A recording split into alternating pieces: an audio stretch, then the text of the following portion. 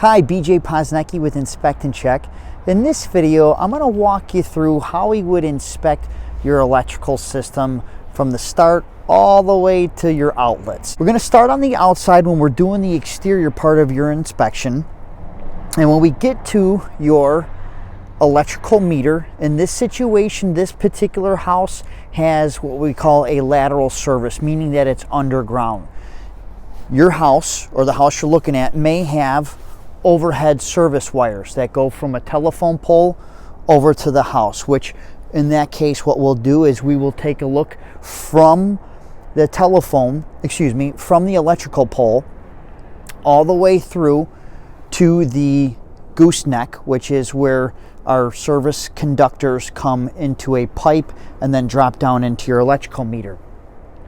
When we're looking at that service line coming from the pole to your house, we want to make sure that we don't have any trees coming over that cable, and if we do, we trim them back, because if we get a storm and a branch breaks, it's very easy to lose power if we have a big tree branch, something like this, like you see here in the background. So we want to try to clear the airspace around the service entrance conductors coming to the house. We'll take a look at the gooseneck, which is where the cables come in. We're going to have a drip loop.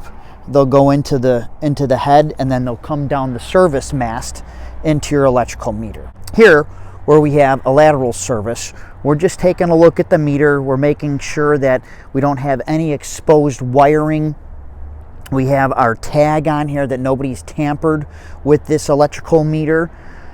We're making sure that the extension, which is the bottom piece here, goes all the way below the ground. There's times that the ground can settle, and then it exposes the wires coming from underground up, it's very high voltage wiring. So we want to make sure that everything is concealed and covered so nobody can touch anything. Right behind the electrical meter in the house is going to be the electrical panel where you have all your circuits. So what we always want to do is, which don't do what I just did, is we always want to make sure that this is not electrically charged. So what you want to do is take the back side of your hand and just run it across the dead front cover here, because if this is energized and you touch it with your fingertips, it can tighten up the muscles and attach you to the electrical panel. We're going to take a look at the wiring diagram, because we're going to be looking for certain components to make sure that they're done, such as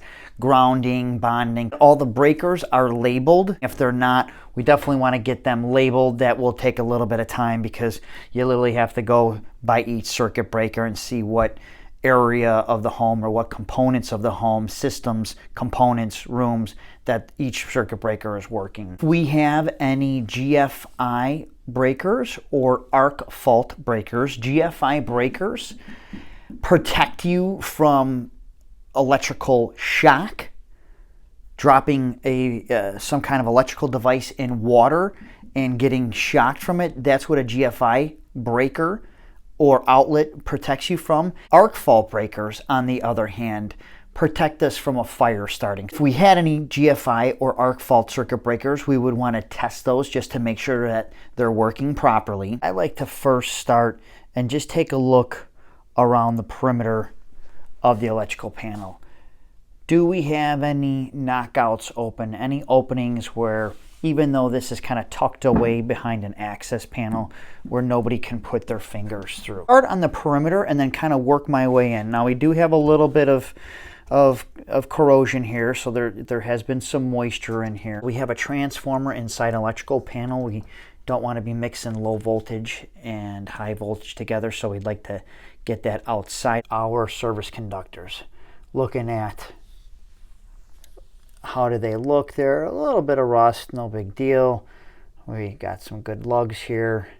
Yeah, I can feel a little bit of an air draft here, so I think that's why I can feel a little bit of an air draft coming in from the from our service pipe here. So which that could easily be taken care of with some duct seal, which thumb gum, as the electricians call it, and that basically just seals up inside here. Take a look at our neutral bars here, and what I'm looking for is, do we have any doubled up wires? I do have a hot colored wire. So typically neutrals will be either white or gray.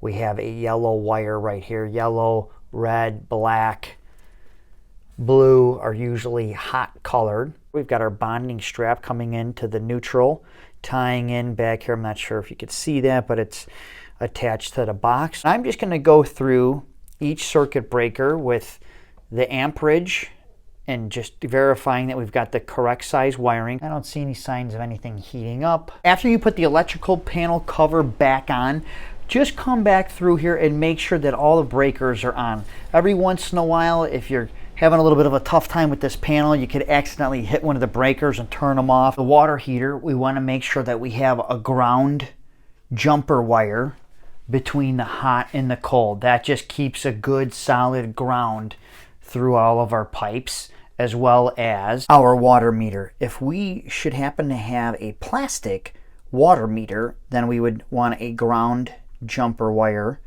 as well as we have another ground, what we also call a Chicago ground, where we'll have our grounding coming from our electrical panel tying into our water service. As we go into each room while we're doing our inspection, we'll go ahead and we'll turn on all the lights, check ceiling, fans, lights, make sure switches are working okay, as well as testing our outlets. There'll be more items that get checked throughout the inspection, such as jet tubs, appliances, washers, dryers, anything that has an electrical system to it will get turned on and tested. But this just gives you an overall general idea of what we're looking at when we do a home inspection for you. I hope you guys found the video helpful. If you did, please give it a thumbs up and subscribe. Thanks for watching, and we'll see you in future videos.